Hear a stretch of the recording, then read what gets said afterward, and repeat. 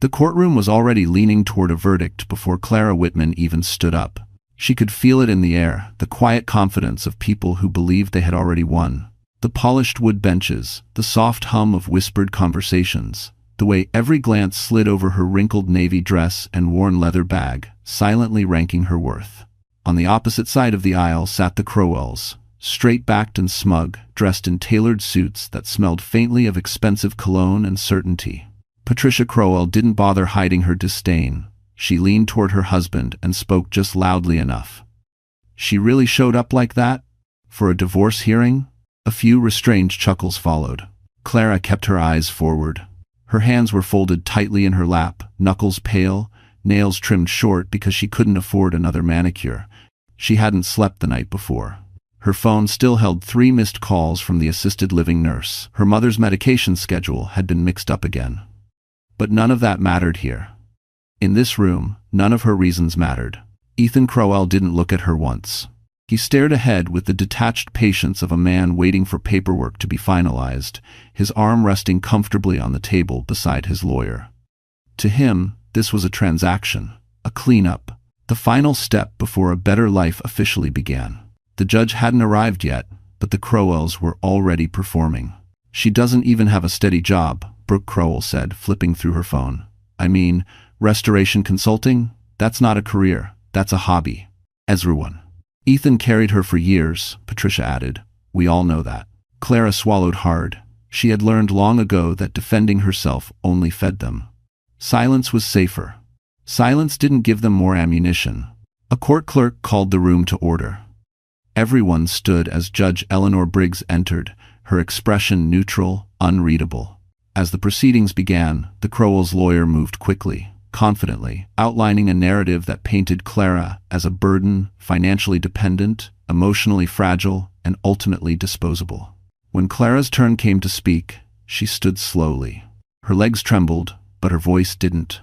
"I'm not asking for spousal support," she said. The room shifted. Patricia Crowell smiled for the first time that morning. No one noticed the judge pause her pen mid-air.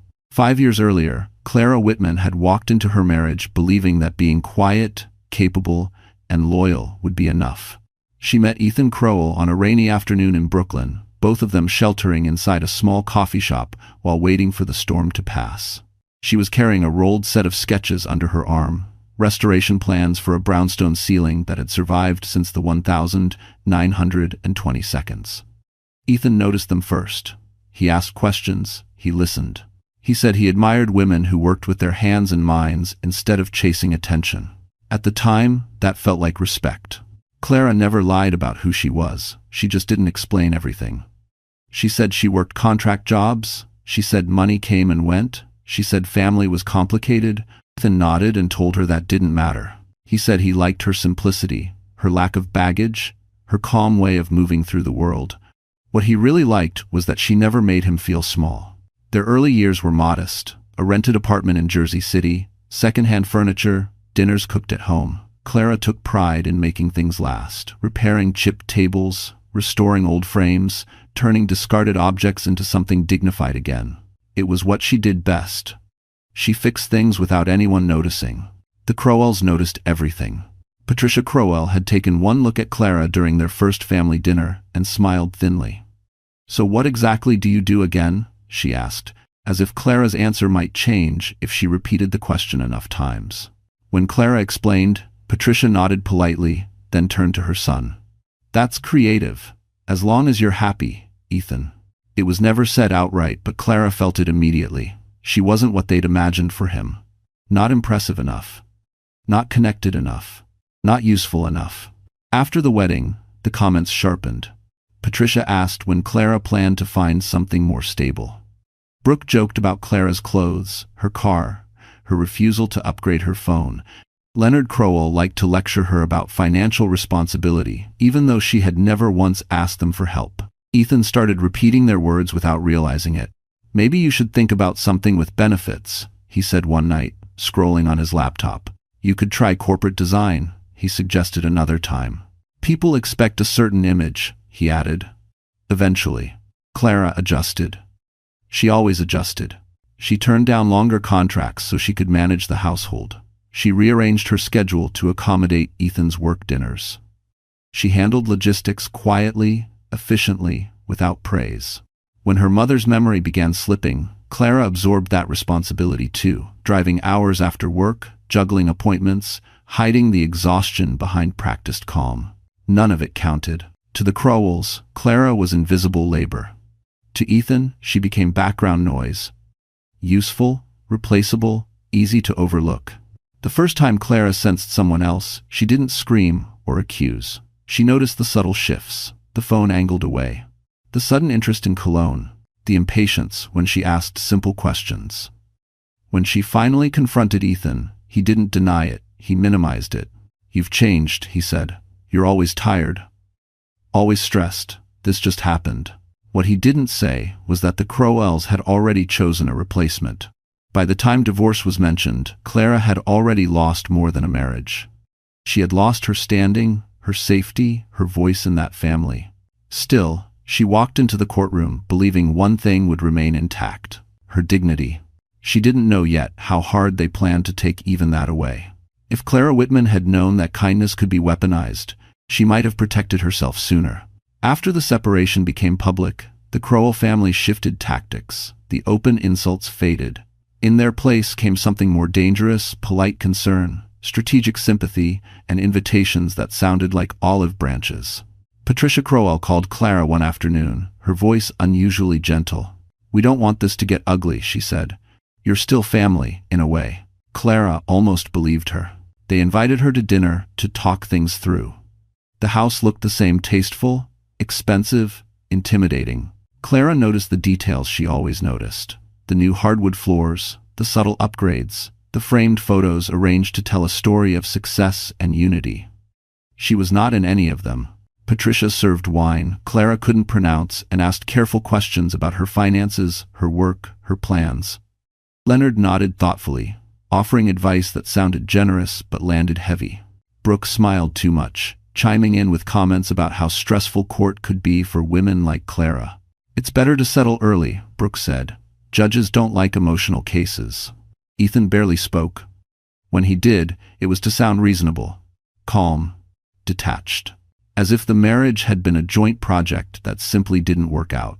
They talked about lawyers, about costs, about what Clara realistically deserved. No one raised their voice. No one insulted her directly. That was the point. By the end of the evening, Patricia slid a folder across the table. "Just review it," she said. "It'll save everyone time and stress." Clara didn't open it there. She took it home and read it slowly, carefully, the way she examined antique structures before touching them. The settlement offered no spousal support, no acknowledgement of non-financial contributions, a timeline that favored Ethan in every possible way. It was framed as mercy. The next morning, Clara's phone buzzed with a message from Madeline Ross. "I hope this isn't weird," it read. "I just wanted to say I'm sorry. I know this must be hard for you." And 49. "They met by chance," Madeline said, "at a cafe near the courthouse." Madeline arrived dressed softly, neutrally, the kind of woman who didn't look like a threat. She spoke kindly of Ethan, but not too kindly. She spoke of regret, of complicated feelings, of not wanting to hurt anyone. Clara listened. "You deserve peace," Madeline said. "Dragging this out will only hurt you more." The message was clear, even if it was wrapped in empathy. Then came the practical blows. Clara's contract renewal was delayed without explanation.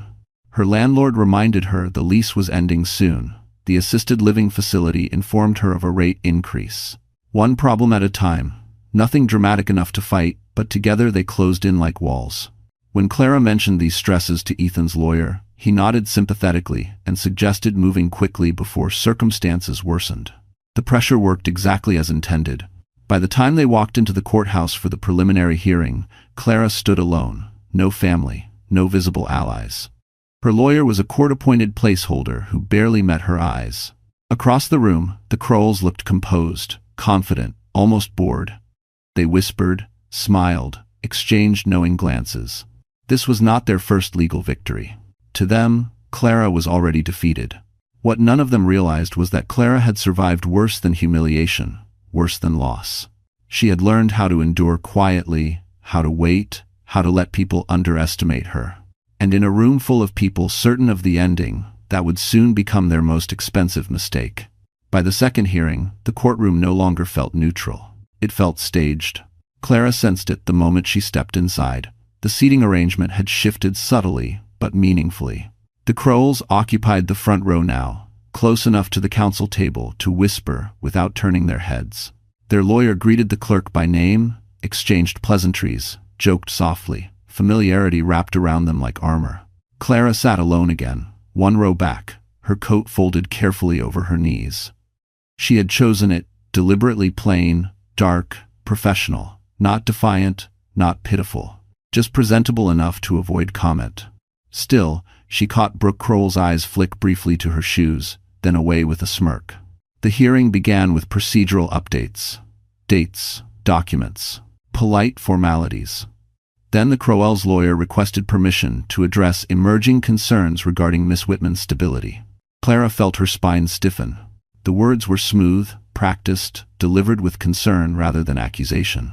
He spoke about Clara's inconsistent employment history, about her emotional strain caring for an ailing parent, about the risks of prolonging litigation when one party was clearly struggling to maintain basic footing, end quote.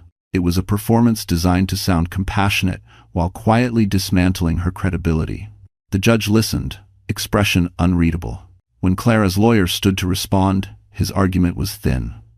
He emphasized Clara's cooperation, her willingness to settle, her desire to move forward peacefully. He did not challenge the narrative. He did not counter the implications. He sat down too quickly. Clara realized, with a cold clarity, that no one in this room expected her to fight. Patricia Crowell leaned toward Ethan and whispered something.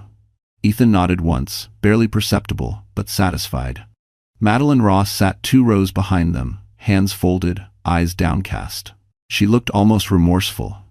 Almost. Then came the request that shifted everything.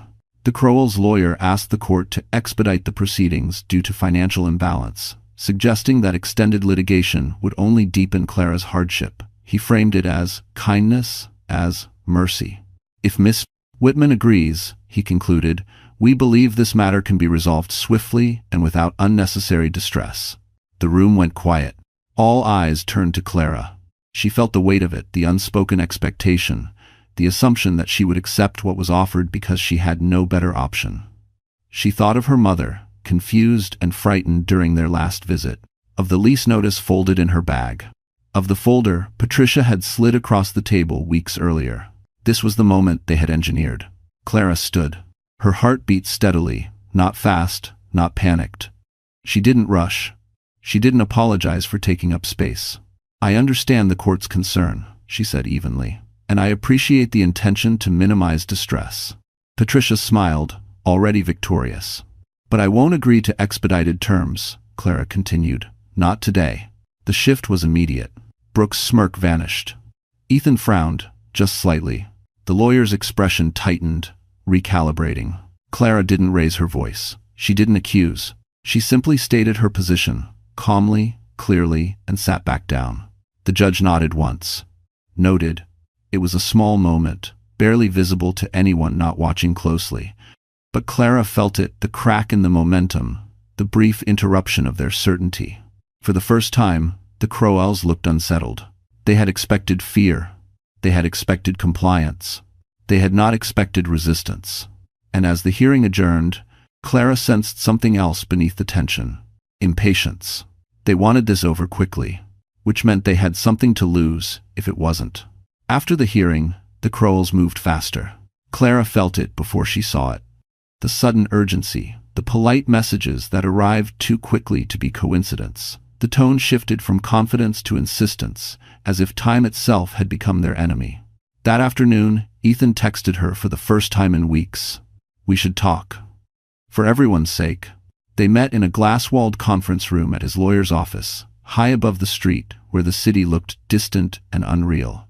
Ethan arrived early, already seated, jacket draped over the chair, sleeves rolled just enough to appear reasonable. There was coffee waiting for her. He remembered how she took it. No sugar, oat milk. It almost worked.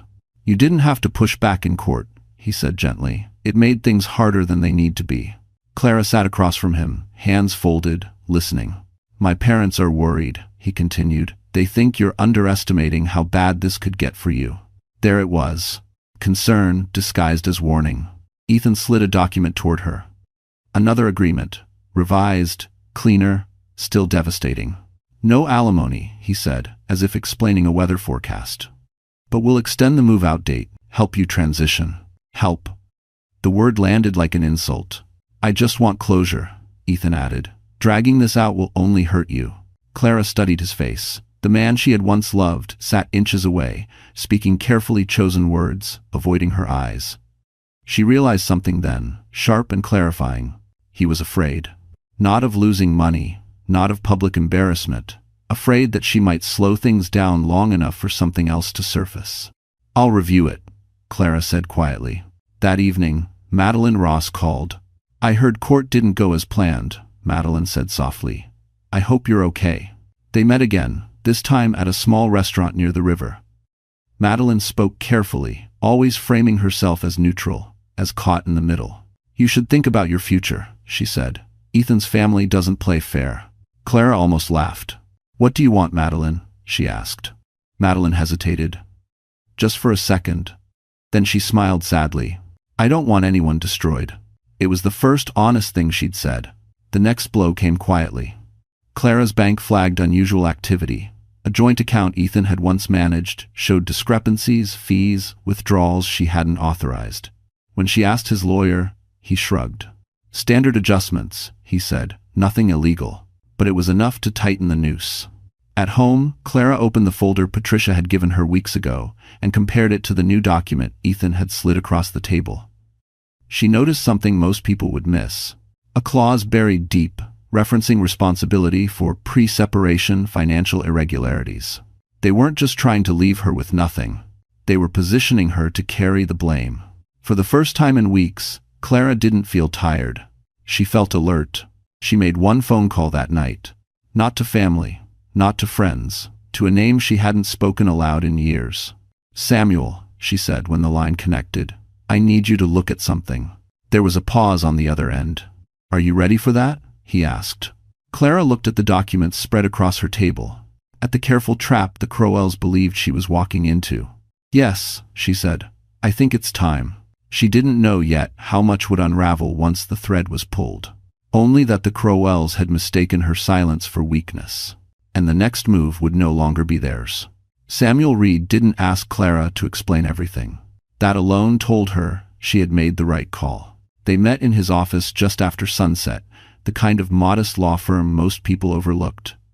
No glass towers, no name etched into marble, just a quiet building tucked between a medical supply company and a closed bookstore. The waiting room smelled faintly of old paper and coffee that had been reheated too many times. Samuel looked exactly as she remembered him, from years ago, older, leaner, sharper around the eyes, the kind of man who listened more than he spoke. Clara laid the documents out on the table. The original settlement, the revised agreement, the financial statements she had printed from her bank. Samuel took his time. He didn't rush. He read every line as if it mattered. They're not just divorcing you, he said finally. They're insulating themselves. Clara nodded. That's what I thought. He pointed to the buried clause she had flagged. This shifts potential liability. If there's scrutiny later, you become the convenient explanation. For what? She asked. Samuel leaned back. That depends on what they're hiding. The words settled heavy in the room. Samuel didn't promise miracles. He didn't say everything would be fine. What he did say was worse and better at the same time. If we slow this down, he said, they'll push harder, which means mistakes. Clara exhaled slowly. I don't have much left to lose. That's not true, Samuel replied. But they think it is. That's an advantage. Over the next few days, the pressure intensified. Ethan's lawyer called twice, leaving messages about urgency and efficiency.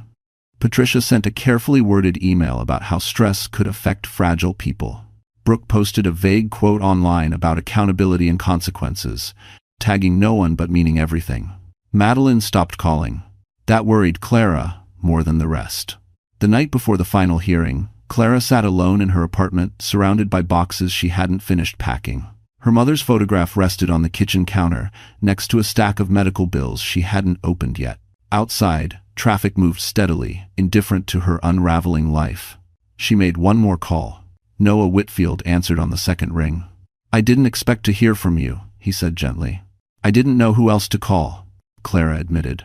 Noah didn't ask for details. He never did. He just listened as she spoke about courtrooms, contracts, and the strange exhaustion that came from being underestimated for too long. "You don't have to go through tomorrow alone," he said. "I know," Clara replied, "but I think I have to stand there by myself. It's a hot of now." There was a pause. "I'll be nearby," he said, "just in case." That night, Clara barely slept. Her mind replayed every choice she had made. Every moment she had stayed quiet to keep the peace. Every time she had believed dignity was something you preserved by surrendering ground. By morning, the fear had settled into something colder and steadier. Resolve? At the courthouse, the Crowells arrived together, dressed for closure. Patricia's pearls caught the light. Ethan looked calm, almost relieved. Their lawyer carried a thin briefcase, confident this would end today. Clara walked in beside Samuel Reed. No one recognized him, no one reacted. That was fine. As they took their seats, Clara noticed something small but telling. Ethan kept glancing at the clock. Patricia whispered sharply when he did. Brooke scrolled through her phone, restless. They weren't relaxed. They were waiting. What they didn't know was that the trap they had set required one final thing to work. Speed. And for the first time since this began, Clara was no longer in a hurry. The final hearing began like a formality. That was how the Crowells wanted it to feel: routine, efficient, inevitable. The courtroom filled quickly, not with spectators, but with quiet confidence. Paper shuffled. Chairs scraped softly against the floor. Everyone took their places, as if following a script rehearsed long before Clara ever walked into Ethan's life. Judge Eleanor Briggs entered without ceremony and took her seat. She glanced at the docket, then at the parties before her. Her eyes lingered for half a second on Clara, then moved on. It was impossible to tell what she was thinking. The Crowell's lawyer stood first. He spoke of resolution, of fairness, of compassion for a difficult emotional situation. His voice was smooth, calm, reassuring, designed to sound reasonable to the very end. He summarized the revised settlement as if it were generous, even protective. "Given Miss Whitman's circumstances," he said, "this agreement allows her to move forward without prolonged strain." Patricia Crowell nodded subtly. Ethan stared at the table, the picture of restraint. Brooke crossed her legs and smiled faintly. When the lawyer finished, the judge turned to Samuel Reed. "Mr. Reed?" Samuel stood. He didn't rush. He didn't raise his voice. "We object to expedited closure," he said, "and we request clarification on several financial entries submitted by the petitioner." The word clarification landed harder than any accusation. The Crowell's lawyer stiffened. "Your Honor, these matters have already been addressed." "Have they?" Samuel asked, polite but firm, "because the documentation suggests inconsistencies that directly affect liability." The judge leaned forward slightly. "Inconsistencies," she repeated. Samuel referenced account transfers, timing discrepancies, and responsibility clauses. He didn't explain everything. He didn't need to. He planted questions in the room and let them breathe. Ethan finally looked up. "This is unnecessary," he said, unable to keep the irritation from his voice. "We're trying to move on." Judge Briggs raised a hand. "Mr. Crowell, you'll speak when addressed." Silence snapped back into place. Then something unexpected happened. Madeline Ross stood. The movement was small, but it cut through the room like a blade. Heads turned. The bailiff hesitated, unsure whether to stop her. "Your Honor," Madeline said carefully, "may I speak?" The Crowell's lawyer spun toward her. "Miss Ross, you're not a party to this." Judge Briggs studied Madeline for a long moment. "What is your relation to the case?" Madeline swallowed. "I was involved with Mr. Crowell during the separation." End quote. The air shifted. Patricia's face drained of color. Brooke's smile vanished. Ethan's jaw tightened, just a fraction too late. Madeline continued, voice trembling but controlled. "I was advised not to interfere, but I believe the court should be aware that certain financial representations may be incomplete." The Crowell's lawyer objected immediately. The judge overruled him. "You may submit a statement," Judge Briggs said. Briefly, Madeline glanced at Ethan once. There was no apology in her eyes, only resolve. "I was asked to sign a non-disclosure agreement," she said, "and I declined. After that, I was encouraged to stay silent about what I saw." "And what did you see?" the judge asked. Madeline hesitated, then answered, "Transfers. Accounts moved before the separation date. Discussions about ensuring responsibility didn't fall on the Kroll family." A murmur rippled through the room. Samuel didn't smile. Clara didn't move. She sat perfectly still, heart pounding, as the narrative began to slip out of the Krolls' control. Judge Briggs made a note. "This court will not finalize a settlement under these conditions," she said evenly. "We will reconvene after further review." The gavel struck. The sound echoed longer than it should have. As people stood, whispers erupted. Ethan turned sharply toward Madeline, fury breaking through his composure. Patricia grabbed her purse with shaking hands. Brooke stared at Clara like she was seeing her for the first time. Clara rose slowly, meeting none of their eyes. For the first time, the ending was no longer certain, and the Krolls knew it.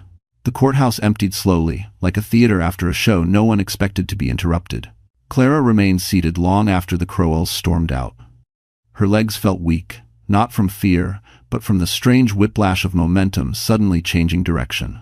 For weeks, everything had been pushing her toward an ending she hadn't chosen. Now the ending had been postponed, and no one knew what came next. Samuel gathered his papers quietly. "This is where things get dangerous," he said under his breath. "For them." Clara nodded. She understood. Pressure didn't break people immediately, it made them reckless. Over the next 2 days, silence fell hard. No calls from Ethan, no messages from Patricia, no smug posts from Brooke. The absence itself felt unnatural, like the moment before a storm breaks. Clara spent those days shuttling between her apartment and her mother's facility, trying to maintain routine while the ground shifted beneath her. On the third morning, Samuel called.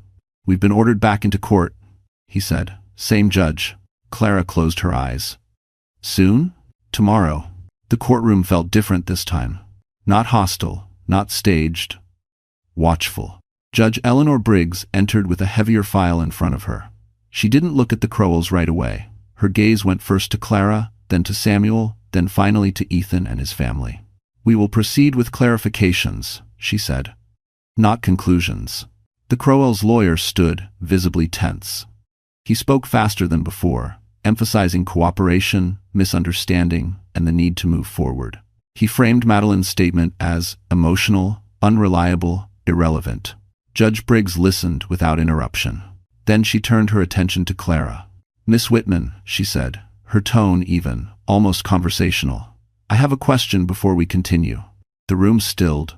"Yes, Your Honor," Clara replied. Judge Briggs adjusted her glasses and glanced down at a document Clara hadn't seen before. "Have you ever been under legal guardianship or private trust oversight during your adulthood?" The question landed oddly. Not accusatory, not hostile, just precise. Clara felt Samuel's attention sharpen beside her. "Yes," Clara answered after a brief pause. "I was." A flicker crossed the judge's face. "Recognition? Maybe. Or confirmation." "Under whose authority?" Judge Briggs asked. The Krolls leaned forward. Clara's throat tightened, but her voice remained steady. "Under the supervision of Jonathan Hale." The effect was immediate and electric. Patricia Kroll's breath caught audibly. Brooke stiffened, eyes wide. Even the lawyer froze mid-note. Ethan looked up sharply. "Who?" he demanded before he could stop himself. Judge Briggs raised a hand. "Mr. Kroll, you will remain silent." She looked back at Clara. "And are you currently affiliated with any trust or legal entity associated with Mr. Hale?" "No," Clara said. "I formally declined that affiliation years ago." The judge nodded slowly, as if fitting pieces together that only she could see. "For the record," Judge Briggs said, addressing the room, "Jonathan Hale is the founder of Hale Judicial Trust, a private organization that has funded federal clerkships, judicial training programs, and legal ethics initiatives for over 3 decades. A murmur rippled through the courtroom. Samuel spoke then, carefully. "Your Honor, Miss Whitman's prior status is not a claim of authority or influence. It is relevant only insofar as it explains why certain financial structures exist outside the scope of this divorce." Judge Briggs studied Clara again. You declined protection, she said quietly. Why? Clara didn't look at the Crowells. She didn't look at Ethan. She looked directly at the judge. Because I wanted a normal life, she said. And because I believed the people I loved didn't need leverage to treat me fairly. Silence stretched, heavy and unbroken. Judge Briggs closed the file. This court will take a recess, she said. When we return, we will reassess this case with full context. The gavel struck. This time, it didn't signal delay. It signaled exposure. As the courtroom emptied, Clara finally felt it, the shift from survival to consequence. Whatever the Crowells had planned, it had never accounted for this question. And nothing after this would unfold quietly again. The recess lasted 43 minutes. Clara knew, because she counted every one of them. She sat on the same bench in the hallway, hands folded, spine straight, breathing slow. Across the space, the Crowells gathered tightly around their lawyer like a defensive wall. Voices stayed low, sharp, urgent. Patricia paced in short, angry steps. Brooke kept refreshing her phone, color draining from her face with every notification. Ethan stood apart, jaw clenched, staring at the floor as if it might open and swallow him whole. No one looked at Clara. That was new. When the bailiff called them back inside, the courtroom felt smaller. The air was heavier, as though the walls themselves had absorbed the name Jonathan Hale and hadn't yet decided what to do with it. Judge Eleanor Briggs returned with the same file, but her posture had changed. Less patient, more precise. We will resume, she said. This court has reviewed supplemental records. The Crowells' lawyer stood immediately. Your Honor, we respectfully request that any reference to external entities be deemed irrelevant to the dissolution. Judge Briggs cut him off with a raised hand. Denied. The word echoed louder than it should have. She turned to Ethan.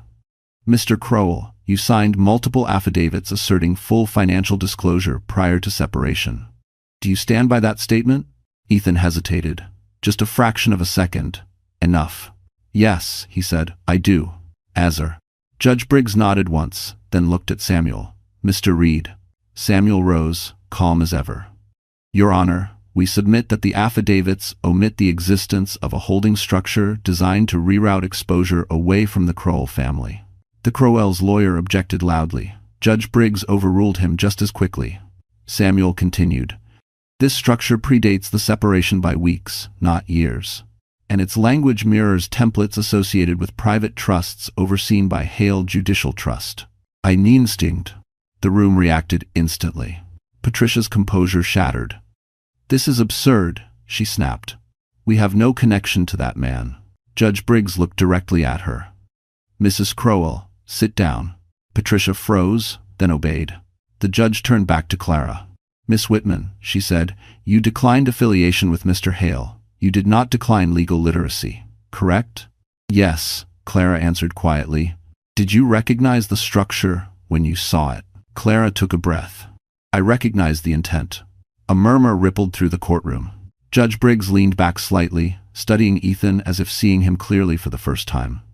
This court finds reason to believe that the proposed settlement was not merely unfavorable, but strategically misleading. Ethan's face flushed. That's not fair. Enough, the judge said sharply. You will not speak out of turn again. She made a note, then addressed the room. This court will not finalize any agreement today. Furthermore, I am referring these documents for independent review. The implication hung in the air. Not just delay. Scrutiny. The Crowell's lawyer leaned in close to Ethan, whispering urgently. Brooke's hands trembled as she gripped her phone. Patricia stared straight ahead, lips pressed thin, fury barely contained. Madeline Ross wasn't there this time. Her statement had already done its damage. As the hearing concluded, Judge Briggs added one final sentence, almost casually. And for the record, she said, this court does not look favorably upon parties who mistake silence for ignorance. The gavel struck. This time, no one moved right away. In the hallway, the Crowells fell apart in fragments. Patricia demanded answers. Brooke argued with the lawyer. Ethan stood frozen, staring at Clara as she gathered her things. For the first time since this began, he looked afraid of her. Not because she had power, but because he realized how close he had come to destroying himself, trying to control someone who never needed him to survive. Clara walked past them without a word. She didn't feel victorious. She felt something better. certain. The kind of certainty that comes when the truth is no longer yours to defend and consequences have begun defending themselves. After the 9th day in court, Clara Whitman finally slept. Not deeply, not peacefully, but without the sharp edge of fear pressing against her ribs. Morning came quietly. No urgent calls, no legal notices slipped under her door. For the first time in weeks, silence didn't feel threatening. It felt earned. That changed by noon. Samuel Reed called her just after she returned from visiting her mother. His voice was calm, but there was something new underneath it, momentum. "The referral is official," he said. "Independent financial review, full scope." Clara closed her eyes. She had expected it. Still, hearing the words made everything real. "What does that mean for them?" she asked. "It means timelines matter," Samuel replied. "It means statements get examined. And it means anyone who signed what they shouldn't have signed is now very nervous." As if on cue, Ethan texted her an hour later. "We need to talk, please." She didn't respond. By evening, the cracks widened. Brooke Crowell's real estate firm quietly removed her profile from their website. A post she'd shared earlier that week vanished without explanation. Patricia's charity committee postponed its annual fundraiser, pending review. Small things, invisible to most people, but Clara noticed patterns. She always had. The Crowells were being distanced. That night, Noah Whitfield stopped by with takeout and no questions. He didn't ask about court or documents. He asked about Clara's mother, about her work, about the restoration project she'd once loved but never finished. "You should go back to that," he said gently. "The one with the old library ceiling." Clara smiled faintly. "Maybe." He looked at her carefully. "You don't have to rebuild everything alone anymore." The words settled in her chest, unexpected and warm. The next day, Ethan showed up unannounced. He stood outside her building, hands in his pockets, posture unfamiliar, smaller, less certain. When she didn't answer his calls, he waited. "I'm not here to fight," he said when she finally opened the door. "I just want to understand." Clara studied him quietly. The man who once believed he owned the narrative now looked like someone scrambling to rewrite it. "You already understand," she said. "You just don't like what it means." He flinched. "My parents are scared." "That's not my responsibility," Clara replied evenly. Ethan exhaled sharply. "They say this could get ugly." Clara held his gaze. "It already was. It's a saz." For a moment, he looked like he might argue. Then his shoulders dropped. "I never thought you had this," he admitted. You thought silence meant nothing," Clara said. "You were wrong." He left without another word. 2 days later, the notice arrived. A formal request for testimony. Not from Clara, but from Leonard Crowell. The independent review had found discrepancies large enough to warrant personal explanation. Samuel didn't celebrate. He warned her instead. "This is the phase where people try to trade," he said. "Apologies. Deals. Quiet settlements." "Will it work?" Clara asked. Samuel paused. "Not this time." Because the truth no longer belonged to her. It belonged to process, to record, to consequence. That evening, Clara sat beside her mother's bed, holding her hand as memories flickered in and out of focus. Her mother smiled, confused but content. "You look lighter," she said suddenly. Clara swallowed. "I feel lighter." On her way home, Clara checked her phone. A message from Samuel waited. "Court reconvenes next week. Final determinations." She looked up at the city skyline, breathing in the cool air. For the first time since this began, Clara wasn't bracing for impact. She was watching it arrive. And she knew without doubt that whatever came next, she would no longer be the one paying for other people's sins. The courtroom was full again, but the energy had changed. This time, people weren't whispering with confidence. They were whispering with curiosity. Clara noticed it the moment she walked in. A few heads turned. A few conversations stopped mid-sentence. Her name no longer floated through the room as an afterthought. It carried weight now, even if most people didn't fully understand why. Samuel Reed took his seat beside her, calm as always. "This is where they try to regain control," he murmured. "Stay exactly as you are." End quote. Deciding to arrest. Across the aisle, the Crowells looked nothing like the family that once owned the room. Patricia sat rigid, pearls absent, her jaw tight. Brooke avoided eye contact with everyone, her phone face down for once. Leonard looked tired, older than Clara remembered, his hands clasped together as if holding something fragile. Ethan sat at the end, shoulders stiff, eyes fixed on the judge's bench. Judge Eleanor Briggs entered with purpose. "This court has received findings from the Independent Financial Review," she said, wasting no time. "We will address them directly." A thick file landed on the desk. The Crowell's lawyer stood, already sweating. He spoke first, attempting damage control. He emphasized complexity, misunderstanding, clerical oversight. He framed the discrepancies as unfortunate but unintentional. Judge Briggs listened, then turned to Leonard Crowell. "Mr. Crowell," she said, "you were the signatory on several accounts referenced in this review. Do you deny authorizing these transfers?" Leonard cleared his throat. "I acted on advice," he said, "to protect my family." "Protect them from what?" the judge asked. Leonard hesitated. The pause stretched too long. From the corner of the room, Ethan shifted uneasily. Judge Briggs made a note. "This court finds sufficient cause to separate liability considerations from marital dissolution." End quote. That sentence landed like a quiet explosion. The divorce was no longer the central issue. The consequences were. She turned to Clara. "Miss Whitman," she said, "you were positioned to assume indirect responsibility for financial exposure had this settlement been finalized. Were you aware of that risk?" Clara stood. Her voice was steady. "I became aware once I reviewed the language carefully," she said. "That's why I refused to expedite." The judge nodded. "A prudent decision. If seat." Patricia couldn't hold back anymore. "This is absurd," she snapped. "She's rewriting history." Judge Briggs fixed her with a look that stopped her cold. "Mrs. Crowell, the record speaks for itself." The courtroom went silent. Then Judge Briggs delivered what everyone had been waiting for.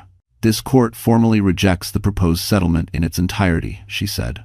"Furthermore, I am issuing a protective order ensuring Miss Whitman bears no liability related to these financial structures." Clara exhaled slowly. "Not relief, release." The judge continued. "Additional matters regarding the Crow family's financial conduct will proceed separately." The gavel struck. This time, the sound didn't echo. It settled. In the hallway, the reactions came fast and fractured. Leonard was pulled aside by his lawyer. Brooke disappeared into a side corridor, already on the phone. Patricia stood frozen, as if refusing to accept the reality forming around her. Ethan approached Clara hesitantly. "It wasn't supposed to go this far," he said quietly. Clara met his eyes. "It always does when people think they're untouchable." He nodded, defeated. "I didn't know." "You didn't want to," she replied. As he walked away, Clara felt something unexpected. Not triumph. Closure. Later that afternoon, Samuel handed her a single-page document. "Your protections are finalized," he said. "You're free." Free. The word felt strange in her mouth. Outside, the city moved on as it always did. Traffic, noise, life. But for Clara, something fundamental had shifted. The weight she'd carried for years quietly, invisibly, had been lifted by truth, not revenge. She texted Noah on her way home. "It's over." A moment later, his reply came. "Then let's start what comes next." Clara smiled as she stepped into the sunlight. For the first time, the future didn't feel like something she had to survive. It felt like something she could finally choose. The protection order changed everything. But not in the way Clara expected. She didn't wake up richer. She didn't suddenly move to a better apartment or replace the worn furniture she had learned to live with. The city outside her window looked the same, busy, indifferent, loud. What changed was how people spoke to her. How they paused before making assumptions. How doors that had never opened before now cracked quietly, cautiously. The first call came from a firm she had once applied to years ago and never heard back from. "We heard about your case," the woman said carefully. "And about your background in restoration consulting. We're expanding a project involving historical court buildings. Would you be open to a conversation?" Clara said yes, surprised by how natural it felt. The second call was from the assisted living facility. A billing adjustment, a revised care plan. Someone had reviewed her mother's situation and flagged it for additional support programs Clara hadn't known existed. No miracles, just fairness. Just process. Finally working in her direction. Samuel warned her not to read too much into the timing. "People notice shifts in power," he said. they respond. What Clara noticed was something else. People stopped talking over her.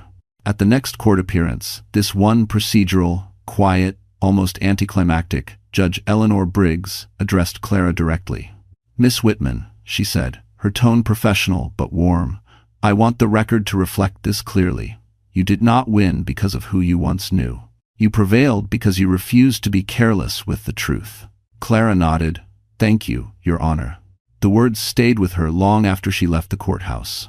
That evening, Noah came over with dinner again. No celebration, no champagne, just food and shared silence that felt easy instead of heavy. They sat on the floor because the table was cluttered with paperwork Clara hadn't sorted yet. "You know," Noah said eventually, "you never once asked for anything through all of this." Clara smiled faintly. "I didn't think I was allowed to." He looked at her then, really looked at her. "You are." The truth of it hit her harder than any courtroom victory. Over the following week, the Crowells faded from her life in small, unglamorous ways. No dramatic apologies, no grand confrontations. Ethan sent one final message, short and resigned. "I hope you're okay." She didn't respond. She didn't need to. Leonard's testimony was scheduled. Brooke's license review moved forward quietly. Patricia withdrew from public events altogether. Consequences didn't roar. They arrived through envelopes, meetings, and absences that spoke louder than outrage ever could. One afternoon, Clara received a letter with no return address. Inside was a single page, typed, unsigned. "You did what I hoped you would do one day. Live without borrowing protection. I'm proud of you." She stared at the words for a long time. Jonathan Hale had not shown up. He had not claimed her publicly or offered reconciliation. He had done something far more respectful. He had let her ending belong to her. That night, Clara walked through the city with Noah beside her, the air cool and clear. They passed places she had once avoided because they reminded her of who she had been when she felt small. She didn't feel small anymore. Not because she had won, but because she had endured, chosen carefully, and stood still long enough for the truth to catch up. As they stopped at a crosswalk, Noah reached for her hand, not urgently, not possessively. Just there. Clara let herself hold on. For the first time in years, she wasn't rebuilding what someone else had broken. She was building something new. Something chosen. Something earned. Clara didn't realize how deeply she had been bracing herself until the tension finally left her body. It happened on an ordinary morning. No court date, no phone vibrating with bad news, just sunlight through the kitchen window and the low hum of the city waking up. She stood there longer than necessary, holding her coffee, waiting for the familiar jolt of anxiety that usually followed quiet. It didn't come. Instead, there was space. The review into the Crowells' finances moved forward without drama, which somehow felt more unsettling than headlines would have been. Leonard Crowell's name appeared briefly in a local business bulletin, attached to the word inquiry. Brooke's license status changed from active to under review. Patricia Crowell stopped attending the social events she once dominated. The absence was loud in the circles that noticed such things. Clara noticed something else. People began treating her differently, not with fear or reverence, but with care. At the firm she'd spoken with earlier, the conversation turned into a formal offer. Not a favor. Not charity. A contract based on her experience, her eye for detail, her ability to restore without erasing history. "You see value where others see inconvenience," the project director said. "That's rare." Clara accepted without hesitation. Her mother's condition stabilized under the revised care plan. The staff seemed more attentive, less rushed. One nurse confided quietly, "Your advocacy made a difference." Clara smiled, though she knew it wasn't advocacy alone. It was timing. It was the world finally paying attention. One afternoon, Samuel Reed asked her to stop by his office. "There's one more thing," he said, handing her a document. The court finalized the separation terms. Clara scanned the page. No hidden clauses, no quiet traps, just clean language and finality. "It's done," Samuel said. She nodded. "Thank you." He hesitated, then added, "Not everyone survives what you did without becoming bitter." Clara considered that. "I didn't survive it alone," she said. Later that evening, she met Noah at a small restaurant neither of them had been to before. No memories attached, no ghosts. "You're different," Noah said as they waited for their food. Clara laughed softly. I feel like myself again. He reached across the table, not to claim her attention, but to meet it. That's all I hoped for. The next week, Clara ran into Ethan unexpectedly on the street. He looked thinner, less polished. The certainty he used to wear so comfortably was gone. I heard about your new project, he said awkwardly. Congratulations. Thank you for watching. Thank you, Clara replied. They stood there for a moment, two people no longer bound by resentment or obligation. I was wrong about you, Ethan said finally. Clara met his eyes, calm and steady. I know. She didn't wait for an apology. She didn't need one. As she walked away, she understood something clearly for the first time. Justice hadn't arrived with fireworks or public humiliation. It had arrived quietly, persistently, and without asking her to become someone she wasn't. The Crowells hadn't been destroyed. They had been revealed. And that was enough. That night, Clara sat beside her mother, reading aloud from a book her mother no longer remembered owning but still loved hearing. The words flowed easily. The past felt settled. The future felt open. When Noah picked her up later, she stepped outside without checking her phone, without rehearsing explanations, without fear of what might follow. She wasn't waiting anymore. She was living. And somewhere behind her, the chapter that once defined her finally closed, not because it was erased, but because it had been fully, honestly told. The invitation arrived on a quiet Thursday morning, slipped under Clara's door with the rest of the mail. No logo, no flashy envelope, just thick cream paper and her name written cleanly across the front. Inside was a single-page letter and a formal contract. The project was real federal restoration oversight, long-term, stable, and respected. It wasn't glamorous work, it was careful work, the kind that required patience, discretion, and a deep respect for what came before. Exactly the kind of work Clara had always done without recognition. She read the letter twice before sitting down. This wasn't an offer made out of sympathy or curiosity. It was a result of recommendations, quiet conversations, and people finally listening when her name was mentioned. The world hadn't changed overnight. It had adjusted slowly, deliberately, once the noise was gone. When she told Samuel, he smiled in that restrained way of his. You earned this, he said, no shortcuts. That mattered more to her than the position itself. The next few weeks settled into a rhythm Clara hadn't felt in years. Mornings spent reviewing plans and materials. Afternoons visiting her mother, who seemed calmer lately, as if the steadiness in Clara's life had reached her too. Evenings, walking through the city with no urgency, no legal deadlines hanging over her head. And Noah, he didn't push. He didn't rush her into defining anything. He showed up when he said he would. He remembered details. He listened when she spoke, and when she didn't. One evening, as they sat on a bench overlooking the river, Noah spoke carefully. I don't want to replace anything you lost, he said. I just want to be here for what you're building. Thank you, Frosh. Clara felt something loosen in her chest.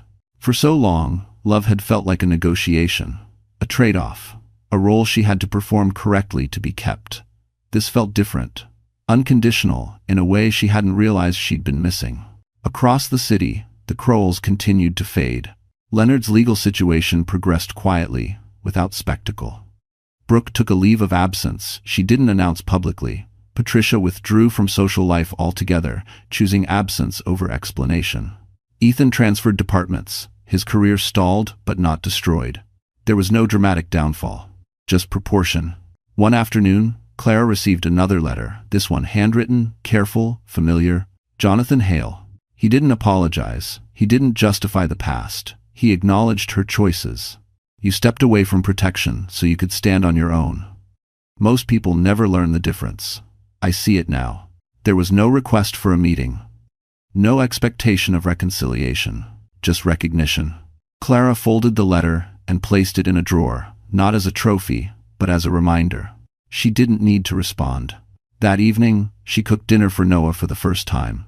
It wasn't perfect. She burned the vegetables slightly. They laughed about it. She felt present in a way she hadn't for years.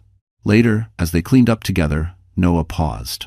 You know, he said, you didn't just walk away with your dignity. You changed the rules for how people treat you. If you never 7, Clara considered that. No, she said softly. I just stopped accepting less. As she went to bed that night, Clara realized something profound. She hadn't been rewarded with power, wealth, or revenge. She had been rewarded with choice, with work that respected her, with love that didn't demand sacrifice, with peace that didn't feel temporary. And for the first time, she understood that the greatest justice wasn't what the world took from those who wronged her. It was what it finally gave her back. Just when Clara believed the story had finally settled, the past tried once more to reach for her. It came in the form of a voicemail she didn't listen to right away. The number was unfamiliar. The message notification sat quietly on her screen all morning while she reviewed restoration plans and answered emails for her new project. She almost deleted it without thinking. Almost.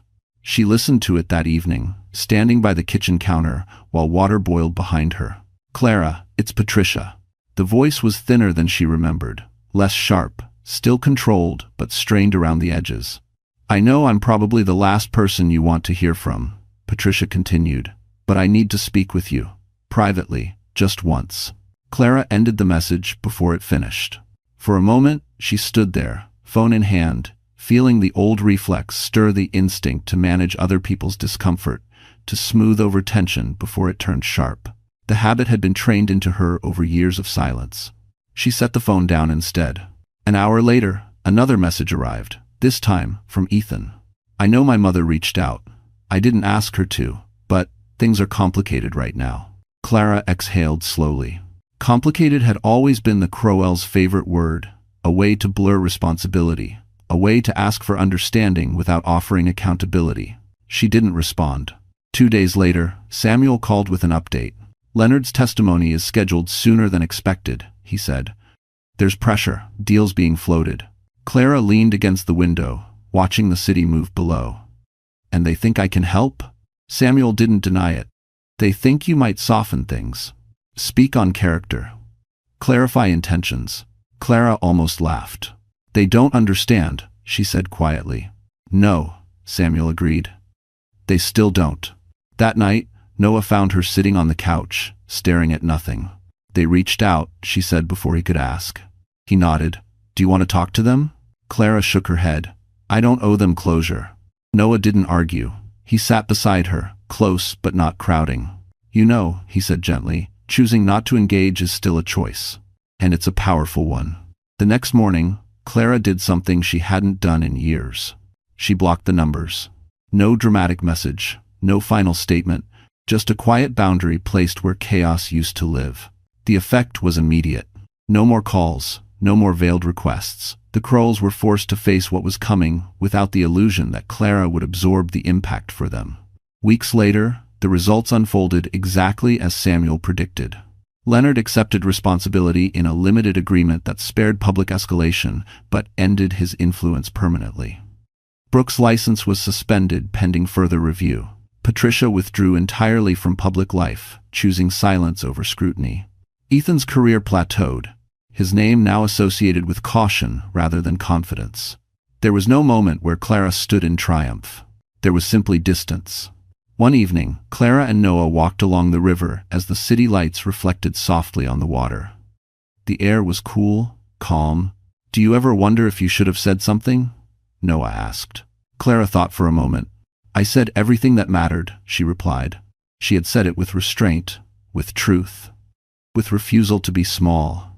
As they stopped and leaned against the railing, Clara felt something settle deep inside her, a certainty that no call, no apology, no explanation from the past could improve what she had now. The story wasn't ending with confrontation. It was ending with boundaries. And for the first time, Clara understood that this quiet, self-chosen peace was the most complete form of justice she could have asked for. Clara Whitman's life didn't change all at once. It shifted quietly, the way old buildings settle after careful restoration. No dramatic collapse, no sudden transformation. Just strength returning where it had always belonged. Her new project demanded patience. Long hours spent reviewing aging structures, documenting cracks invisible to anyone who didn't know how to look. She liked that. It felt honest. No one rushed her. No one questioned her judgment. For the first time in years, her work wasn't something she had to justify. On her desk sat a simple nameplate. No titles, no legacy attached, just her name. That mattered. Her mother's good days became more frequent. On those days, they walked the garden paths together, slow and steady. Sometimes her mother recognized her, sometimes she didn't. Either way, Clara held her hand and talked about ordinary things: weather, flowers, a neighbor's dog. Stability mattered more than memory now. One afternoon, as they sat on a bench beneath turning leaves, her mother looked at her and said softly, "You look like yourself again." Clara swallowed. "I feel like myself." The words stayed with her. That evening, Noah cooked dinner while Clara reviewed notes at the kitchen table.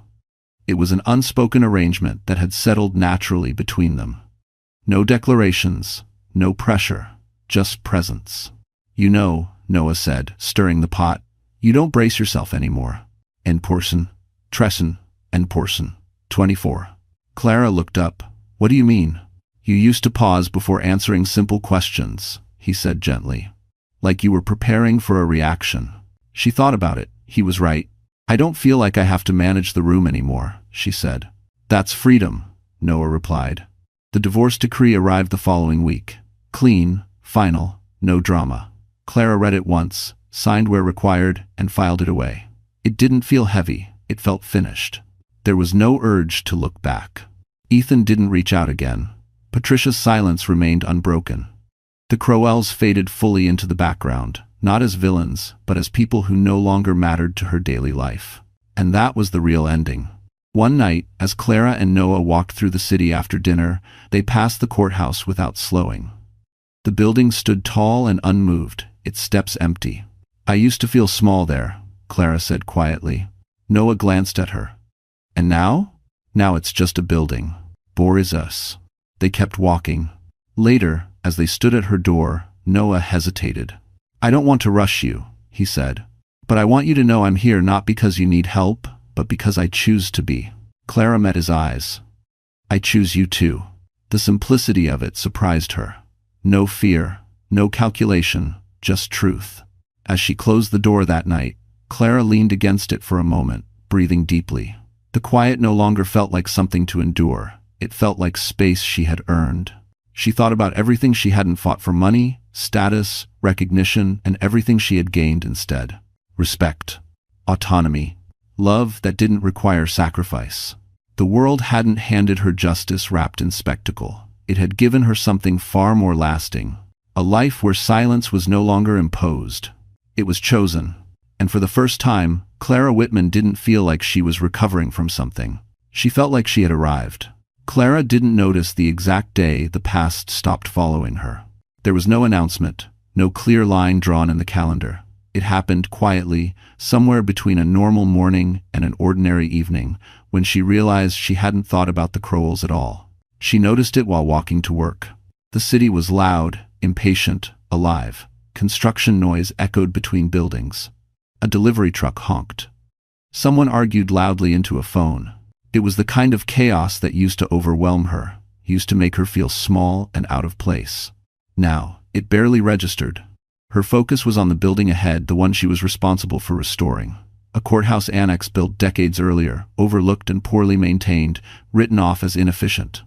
Clara saw something else. Potential, history worth preserving. A structure that only needed the right hands and enough time. That recognition felt familiar. Inside, her team waited for her input. They didn't talk over her. They didn't rush her. When she spoke, people listened, took notes, adjusted plans. It wasn't admiration, it was trust.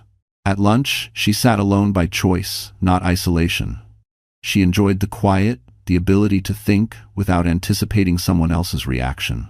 That afternoon, her phone buzzed with a message from Noah. "Dinner tonight?" "No agenda." She smiled.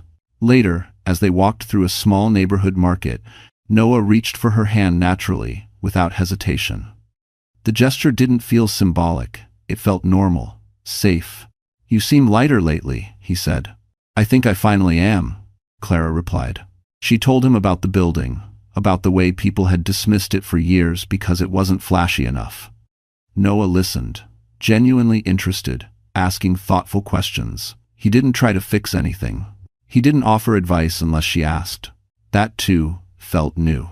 On the way home, they passed a familiar street corner. Clara slowed instinctively, then stopped herself. "What is it?" Noah asked. She shook her head. "Nothing. Just an old habit." That night, after Noah left, Clara sat at her kitchen table with a box she hadn't opened in months. Inside were remnants of her old life documents, notes, photographs she had never thrown away because she wasn't ready to decide what they meant. She sorted through them calmly. Wedding photos, court papers, letters she had written and never sent. She didn't feel anger. She didn't feel nostalgia. She felt distance. She kept a few things, discarded the rest. Not as an act of erasure, but of completion. Before bed, she checked her email one last time. A short message from Samuel sat unread. Final confirmations complete. No further action required. That was it. No more loose ends. No more waiting. As she turned off the light, Clara realized something important. She wasn't healing anymore. She was healed.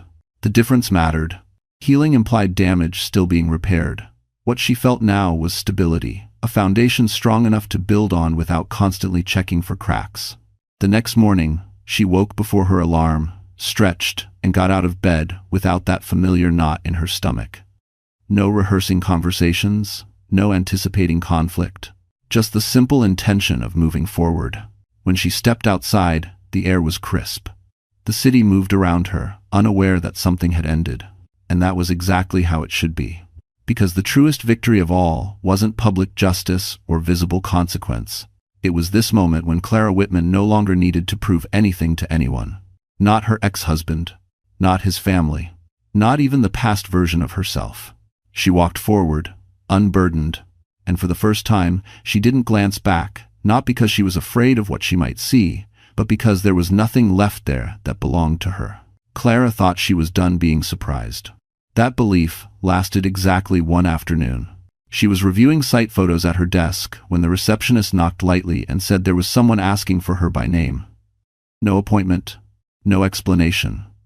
Clara almost declined. Then something in the woman's expression, careful, respectful, made her pause. "I'll come out," Clara said. The man waiting in the lobby stood when he saw her. He was older than she remembered, but unmistakable. Tall, composed, dressed simply, without the markers of status most people in his position carried like armor. Jonathan Hale. For a moment, neither of them spoke. "I won't take much of your time," he said quietly, "if you'll allow me a few minutes." Clara studied him. This was the man whose name had shifted a courtroom. The man she had deliberately stepped away from years ago. She felt no rush of emotion, no anger, no longing, just awareness. 5 minutes, she said. They sat across from each other in a small conference room. No lawyers, no documents, just two people who shared history without having lived it together. "I didn't come to explain myself," Jonathan said, "or to reopen anything." Clara nodded. "Good." He smiled faintly at that. "I came to acknowledge something. You chose the harder path. You could have ended this much earlier, much easier." "I know," Clara replied. "You didn't," he continued, "because you wanted your life to be yours. Not protected, not leveraged." She met his gaze. "I wanted it to be honest." Jonathan leaned back slightly. "Most people don't realize what they give up when they choose power too early." Silence settled between them, not awkward, not tense, just real. "I won't offer you anything," he said finally. "No position, no affiliation. That would cheapen what you built." Clara felt a quiet satisfaction at that. "Then we understand each other." He stood, signaling the meeting's end. "I'm glad you're well," he said simply. "So am I," Clara replied. When he left, there was no lingering weight, no feeling of unfinished business. The meeting hadn't changed her direction. It had confirmed it. That evening, Clara met Noah for dinner. She told him about the visit without drama, without emphasis. He listened, then nodded. "How do you feel about it?" he asked. "Grounded," she said after a moment. "Like I closed a door I didn't even realize was still open." Noah smiled. "That's a good feeling." Later, as they walked home, Clara noticed something she hadn't expected. She felt no urge to tell anyone else. Not friends, not colleagues, not even Samuel. The moment wasn't meant to be witnessed. It was meant to be absorbed. In the weeks that followed, life continued its steady rhythm. Work progressed. Her mother had more good days than bad. Noah became less of a presence she noticed, and more of a constant she relied on without thinking. One evening, As they sat quietly reading in the same room, Clara looked up and realized she felt completely unguarded. No performance. No vigilance. No anticipation of loss. She understood then that closure didn't always arrive with final words or grand gestures. Sometimes it arrived as confirmation that you had already become who you needed to be. Clara Whitman had not been rescued. She had not been elevated. She had not been claimed. She had been recognized. And that recognition changed nothing about her path because it no longer needed to. As she turned off the light that night, Clara felt the calm certainty of a woman who knew this chapter wasn't ending. It was complete. And everything ahead of her, every quiet joy, every chosen love, every ordinary day belonged fully, unquestionably, to her. Clara learned about the final outcomes the same way she learned most things now, indirectly, without drama, without being pulled into the center of it. Samuel mentioned it at the end of a routine call. "Everything related to the Crowell matter has concluded," he said. "No appeals, no extensions. If it strives the dollar—" Clara paused, phone pressed to her ear, surprised by how little her body reacted. No rush of relief, no surge of emotion. "Okay," she said simply. Leonard Crowell accepted a settlement that stripped him of influence and required permanent withdrawal from several boards he once dominated. It wasn't public humiliation. It was worse for someone like him, irrelevance. Brooks' license review concluded with suspension and mandatory ethics retraining. Her carefully curated image faded quietly from professional circles that moved on without her. Patricia never re-emerged. No statements, no explanations, just absence. Ethan transferred again. This time, not by choice. His role became smaller, safer, unremarkable. The kind of position given to people companies didn't trust enough to promote but didn't want the trouble of firing. He became what he had once feared most: replaceable. Clara didn't celebrate any of it. She didn't feel vindicated or triumphant. What she felt was distance, clean, intentional distance that allowed the past to exist without touching her present. One afternoon, she passed a cafe where she and Ethan had once argued quietly, voices low, pretending everything was fine. She noticed the memory surface, then fade just as quickly. It had no pull anymore. That was new. At work, the restoration project entered its final phase. Clara walked through the site with the team, pointing out details that mattered, lines that needed to be preserved, materials that told a story worth keeping. People listened. They trusted her judgment. "You're good at this," one of the junior architects said. "You don't erase the damage. You work with it." Clara smiled. "That's the point." That evening, she and Noah cooked together, music playing softly in the background. There was no discussion of the past, no unpacking of old wounds, just shared space and easy conversation. Later, as they sat on the couch, Noah spoke thoughtfully. "You know," he said, "some people wait their whole lives for the kind of justice you got." Clara shook her head gently. "I didn't get justice," she said. "I got alignment." He considered that. "What's the difference?" "Justice looks backward," she replied. "Alignment lets you move forward without carrying what doesn't belong to you." Noah reached for her hand. He didn't argue. That night, Clara sorted through one last box she'd kept tucked away, papers she no longer needed, mementos she'd held onto out of habit. She discarded most of it without ceremony. She kept one thing, a notebook filled with restoration sketches from years ago. Not because of what it represented then, because of what it still represented now. As she placed it back on the shelf, Clara understood something clearly. The story hadn't ended with the Crowells facing consequences. It had ended with her no longer being shaped by them. Their downfall wasn't the point. Her freedom was. She turned off the light and went to bed, not thinking about what had been taken from anyone else, but about what she had built, quietly, deliberately, without spectacle. The circle had closed. Not with noise, but with peace. The morning Clara realized the story was truly over came without ceremony. No letters. No phone calls. No reminders. Just light spilling across the floor as she opened the windows and let fresh air move through the apartment she now fully considered home. Not a temporary place. Not a waiting room. Home. She moved slowly, intentionally. Coffee brewed. Music played softly. Outside, the city followed its familiar rhythm, unaware that for one woman, a long chapter had closed completely. Clara thought about how the story had begun standing alone in a courtroom, underestimated, spoken over, reduced to what others believed she lacked. She remembered the weight of silence pressed onto her shoulders, the way dignity had felt like something she had to defend instead of something she owned. That weight was gone. Her phone buzzed once, a message from Noah. "I'll pick you up after work. I want to show you something." She smiled, not curious with anxiety, but with ease. At work, the restoration project reached its final inspection. Clara walked the length of the building slowly, fingers brushing the cool stone, eyes tracing lines she had insisted be preserved. The structure stood stronger now, not flawless, but honest. History intact. Damage acknowledged, not hidden. The inspector nodded. "You did good work here." Clara didn't correct him. She accepted the words. In the afternoon, she visited her mother. They sat together near the window, sunlight warming their hands. Her mother's memory drifted in and out, but her calm remained. "You're safe," her mother said suddenly, as if stating a fact she could feel even if she couldn't explain. Clara swallowed and squeezed her hand. "I am." That evening, Noah drove them out of the city, past noise and crowds, toward a quiet overlook above the river.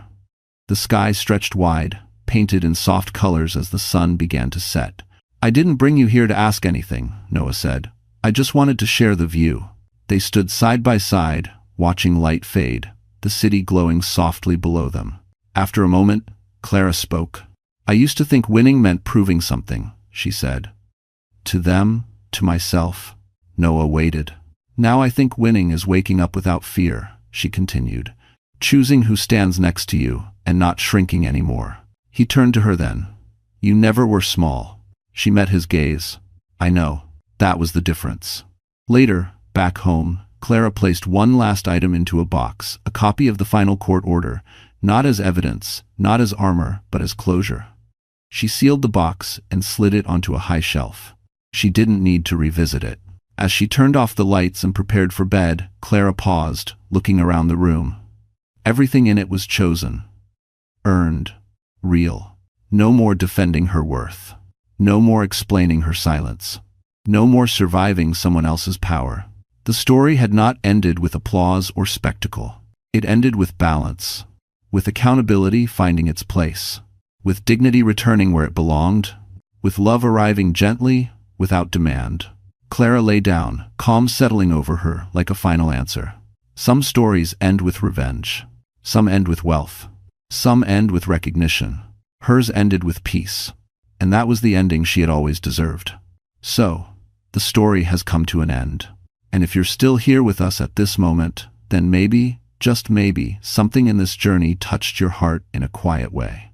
What Clara's story reminds us is not about winning loudly or proving our worth to those who never truly saw us. It's about something deeper and more lasting. The Stoics believed that you have power over your mind, not outside events.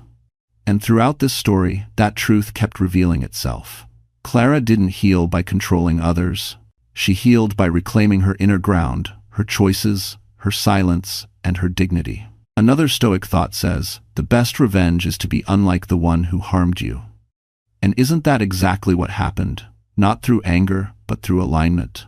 Life often tests us in unfair rooms, with people who underestimate our quiet strength. But healing begins the moment we stop shrinking, stop explaining, and stop carrying what was never ours to hold. Peace, as this story shows, is not weakness. It is strength refined. If this message resonated with you, if it felt personal in any way, please take a moment to like this video, share it with someone who might need it, and subscribe to the channel. Your presence here means more than you know, and we're grateful you stayed until the end.